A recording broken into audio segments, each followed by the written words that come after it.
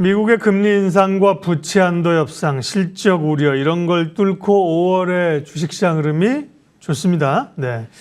차트 매매 고수에게 듣는 시간, 차트의 기술, 마크로헤지코리아 김증군 대표님과 기술적인 시장 분석하겠습니다. 어서 오십시오. 네, 안녕하세요. 말씀드린 것처럼 5월에 대한 걱정이 많았는데 국내 증시가 7거래일째 상승세입니다. 제한적인 상승이라는 시각과 함께 이제 하반기 또 뭐 2,800, 3,000 갈 수 있다는 시각도 있는데요. 기술적으로 지금 자리 좀 분석해 주세요.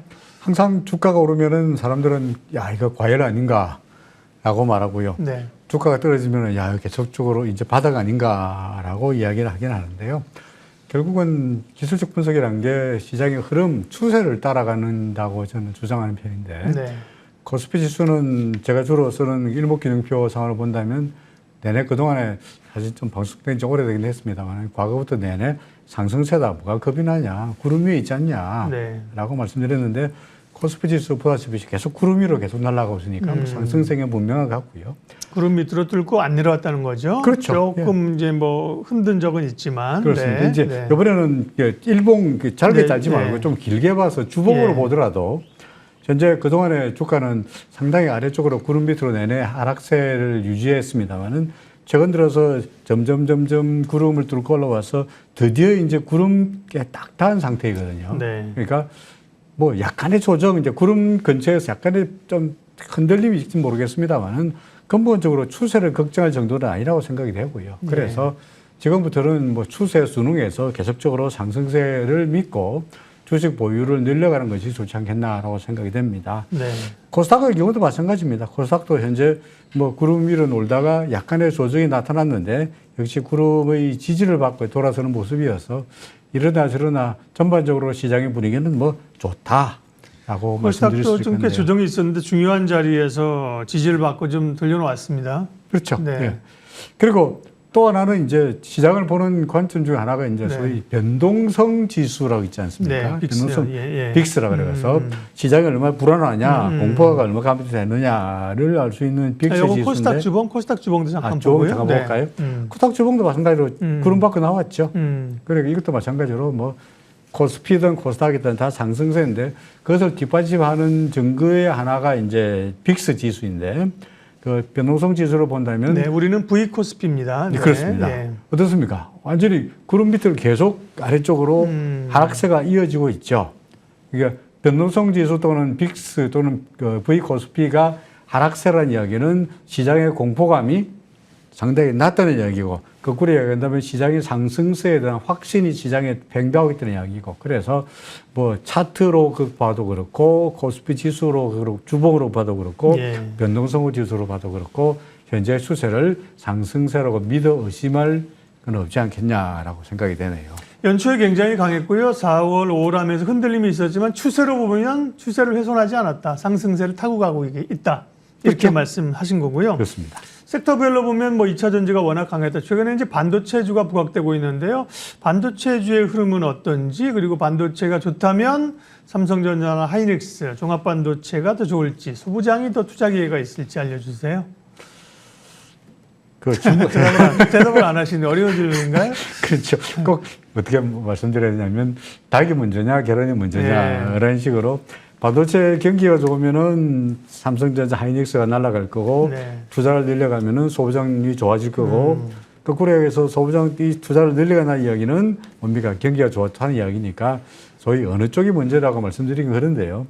저는 성향상 워낙 소부장 업체들이 워낙 많고 중소형주들이 많다 보니까 종목별로 등락이 엇갈리는 경우가 많다고 생각되는데 반면에 삼성전자나 하이닉스 같은 경우에는 지수와 같이 움직이는 경향이 많고요. 삼성전자는 뭐 지수 대형주이고 하이닉스 마찬가지입니다만은 전반적으로 차트를 보더라도 뭐 뚜렷한 상승세이다 보니까 굳이 소부장보다는 지금 삼성전자 차트 보입니다만은 최근 들어서 갭까지 만들면서 이렇게 갭까지 만들면서 빵 뜨는 그런 모습이어서 소위 일종의 그 도약이라고 보여지는 거거든요. 그러니까 구름 위에서 상승세가 이어지고 있는 건 당연한 사실이고 빵 뜨고 있는 사실이다 보니까 뭐 상승세인 거는 분명하지 않냐. 하이닉스 똑같은 입장입니다. 하이닉스 같은 경우에는 역시 구름이 지지를 받고 돌아서고 있으니 역시 그것도 뭐 상승세다라고 생각이 됩니다. 그래서 뭐 소부장 관련주에서 좋은 종목도 많죠. 예를 들어서 뭐 저는 오늘 가져온 게 SFA도 그렇고요.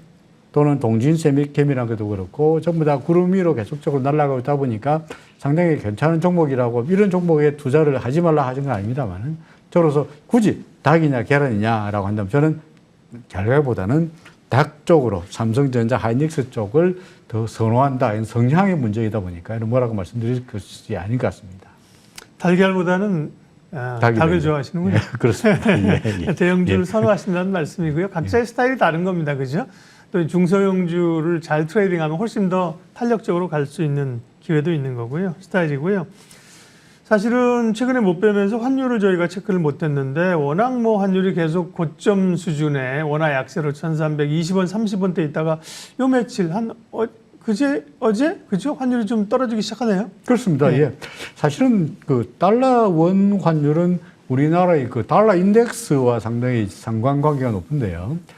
달러 인덱스는 최근 들어서 상당히 하락세가 그렇죠. 이어지고 있는 상황이거든요. 그러니까 우리나라 지금 달러 인덱스 계속적으로 구름 아래쪽에서 하락세인데 달러의 원화 환율만 이례적으로 구름 위로 올라와서 약간의 상승세가 이어지고 있는 달러의 원화 환율 잠깐 볼까요? 예. 구름 위에서 계속 왔다 갔다 하는 그런 모습을 보이고 있습니다. 이는 뭐 여러 가지 이유가 있긴 하겠습니다만 근본적으로 무역 수지 적자라든지 경상 적자가 작년에 비해 상당히 크다는 것이 시장의 수급에서 약간 흔들리고 있는 모습이지 않겠나 싶은데요. 차트상으로 말한다면 달러의 원화 환율의 경우에 위쪽으로 벌써 한 2차례 이상의 고점에서 올라갔다가 밀리고 올라갔다 밀리고 있는 모습, 소위 저항을 보이는 모습이 나타나고 있죠. 그래서 그런 거에 이격을 벌렸다가 좁히고 하면서 현재로 봐서는 이제 기준선 아래로 내려왔다 보니까 달러 인덱스도 하락세이고 기준선 밑으로 내려왔다면 이제는 좀 위쪽보다는 아래쪽으로 베팅하는 것도 좋지 않겠냐 하는 생각이 드네요. 네. 환율은 이제 사실은 말씀하신 것처럼 우리 수출 이런 것 때문에 있고요. 이제 약간 레벨로 보면 체력으로 보면 사실은 높죠. 그죠? 좀 더 떨어져야 되는 상황이고요. 그렇습니다. 예. 환율은 어쨌든 불안한데 그에 비하면 유가는 최근에 별로 뉴스가 안 나올 정도로 상당히 좀 뭐 안정적이라고 할까? 한 70달러 선에서 유가도 한번 봐주시겠습니까? 예, 뭐 유가 그동안에 저희 화상으로 출연하면서 네. 유가 뭐 하락세잖냐라고 말씀드렸는데 계속 구름이 아래쪽에 있으니까 지금도 마찬가지입니다. 약간의 그 반등이 나타나면서 구름 위로 살짝 벗어난 모습을 보이긴 했습니다만 결국은 다시 구름 아래쪽으로 내려오면서 기존의 하락세가 계속 이어지고 있는 모습이고요. 그러다 보니까 뭐 WTI 또는 뭐 브렌트도 마찬가지겠습니다만 국제 유가에 대해서는 크게 걱정하지 않아도 하락세가 이어질 거다라고 판단이 됩니다. 네.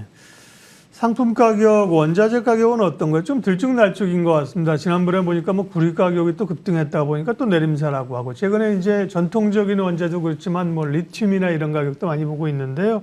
네. 또 뭐 곡물가격은 좀 꿈틀거리는 것도 같고 주요 원자재 가격 좀 체크해 주세요. 워낙 원자재가 많다 보니까 네. 저는 이제 최근 들어서 뭐 가스 값 정부에서 올린다 그러고 그래서 네. 가스값이 혹시 또 유가와 마찬가지로 천연가스가 흔들리지 않겠냐라 해서 천연가스 차트를 봤는데 뭐 보다시피 완전히 계속적으로 부진하는 그런 모습입니다. 그러니까 가스는 근본적으로 크게 걱정할 필요가 없을 것 같은데 반면에 최근 들어서 이거 설탕 가격이 뭐 설탕이나 또는 예. 다른 것도 마찬가지입니다만은 특히 곡물 가격 중에서 특히 설탕의 상승세가 상당히 눈에 띄입니다. 그래서 슈거플레이션이라는 단어가 나왔어요. 그렇습니다. 네. 슈거플레이션 맞습니다. 그래서 설탕 가격이 뭐 저는 거의 설탕을 거의 단 걸 안 좋아하기 때문에 안 먹긴 합니다만은 따라서 관련 종목으로 본다면 예를 들어서 천연가스는 계속 부진하다 보니까 관련하여서 예를 들어서 한국가스공사의 주가는 보다시피 계속 아래쪽으로 이렇게 왔다 갔다 하고 있습니다만은 최근 들어서 설탕 가격이 상승하면서 뭐 우리가 쉽게 말해서 CJ제일제당 같은 경우에는 이제 하락세였다가 구름을 뚫고 이제 올라가려는 그런 모습입니다. 그래서 만약에 천연가스와 대비 관련하여서 관련 종목을 한번 고르신다면 천연가스보다는 뭡니까? 설탕과 관련되는 CJ제일제당이나 뭐 대한제당이라든 재단 관련주들의 투자가 좋아 보이지 않겠나라고 생각이 되네요. 네. 원자재 봤고요. 그러면 상승세를 타고 있다 그랬는데요. 기본적인 시장 전략 좀 얘기해 주시고 또 오신 길에 관심 종목도 말씀해 주시죠. 뭐 근본적으로 내내 계속 저는 주가라는 게 오른다. 뭐 엘리어트 파동으로 봐도 그렇고 일목으로 봐도 그렇고 계속적으로 상승세가 이어진다는 쪽에 주장하고 있는 편이고요. 그래서 중간중간에 조정은 나타나긴 하겠습니다만 조정이 나타났을 때 이게 꼭지가 아닐까라고 생각보다는 조정을 매수의 기회로 삼고 소위 상승 추세에 올라타는 이런 전략이 계속 좋아할 것 같습니다. 추세에 순응하라. 지금은 상승세이다 말씀을 하셨고요. 그렇습니다. 예.